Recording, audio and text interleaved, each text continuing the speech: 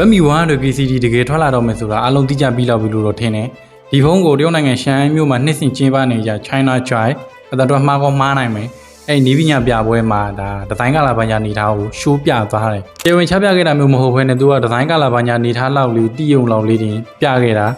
နောက်ဩဂုတ်လ17ရက်နေ့ကျမှလာတရားဝင်မိတ်ဆက်ပွဲကြီးနဲ့လာမယ်လို့ပြောထားတယ်ဒီဖုန်းဒီဇိုင်းသနာက Redmi K90 Pro Max နဲ့အားလုံးနီးပါးကိုတူတာကျောဘက်ကဝူဘာစပီကာပေါက်ပုံစံလေးကွဲသားရုံလောက်လေးပဲသိတာလိမ့်မယ်ကျန်တာအားလုံးတူတူနီးပါးပဲဟိုကျွန်တော်တို့မြင်နေရတဲ့အနီရောင်ပြေနောက်ထပ်အဖြူရောင်အစိမ်းရောင်ဆိုပြီးကာလာနှစ်ခုကိုပါထပ်တွေ့ထားသေးတယ်ဒီဖုန်းရဲ့အနီရောင်နဲ့ပတ်သက်ပြီးတော့ကျွန်တော်ရဲ့အမြင်မှာအားလုံးရဲ့အမြင်မှာကကျွန်တော်တို့သတင်းကြားထားတဲ့ပေါ့ iPhone 80 series နောက်ထပ်မှဖုန်းတွေမှာဒီအနီရောင်သုံးမယ်လို့သတင်းကြားထားတယ်အဲ့ဒါကြောင့်အခုပေါ့ Redmi K100 series မှာသူကဦးပြပြနေနေဒီအနီရောင်ကိုချသုံးလိုက်တယ်လို့တော့မြင်တယ်ကျွန်တော်အထင်က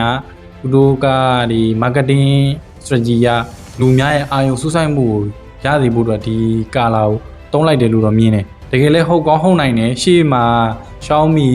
70 Pro Max ဆိုပြီးတော့ထွက်လာတဲ့အထာတွေနဲ့ကြည့်မယ်ဆိုရင်ဒီတစ်ခေါက်လဲသူတို့အဲ့လိုပုံစံမျိုးပဲလုပ်တယ်လို့မြင်တယ်ဒါပေမဲ့ဒီဗီဒီယိုမှာကြည့်မယ်ဆိုရင်သူတို့ရဲ့ Redmi ရဲ့ပေါ့တာဝန်ရှိသူတယောက်ကပြောပြထားလေးရှိတယ်သူတို့ဒီဖုန်းကိုစမိတ်ဆက်ခဲ့တဲ့ဒီ9လပိုင်း30ရက်နေ့ဆိုရင် Redmi ရဲ့73နှစ်ပြည့်မွေးနေ့လို့ပြောတယ်အဲ့အတွက်ကြောင့်ဒီ Redmi KTR series ကိုစပြီးမိတ်ဆက်ခဲ့တာဒီအယောင်နေနဲ့သူတို့သဘောကျလို့ထုတ်ခဲ့တယ်လို့လည်းပြောတယ် KTR Pro Max က16 inch Gen 5ကိုပြန်သုံးပေးထားတယ်ဒီဇိုင်းပိုင်းနဲ့ပတ်သက်ပြီးတိုးတက်လာတဲ့အပြင်ကျွန်တော်ကြိုက်တဲ့အချက်ကလေးတွေရှိတယ်Boss နဲ့ကျွန်းလေးလုပ်ပေးထားတဲ့ Woofer speaker ကိုမှသူက RGB မီထည့်ပေးထားတယ်ပြီးရင် power button လေးကိုအနီရောင်ခလုတ်လေးသုံးပေးထားတယ်ဒါလေးတွေဘာမှမဟုတ်ဘူးဆိုပေမဲ့ဒီမျက်စိပရာသာဖြစ်စေတဲ့အရာလေးတွေပြီးတော့ Snapdragon 8 Gen 5ကိုပြန်သုံးပေးထားရဆိုပေမဲ့ဒီ China company တွေက reviewer တွေပြောပြချက်အရ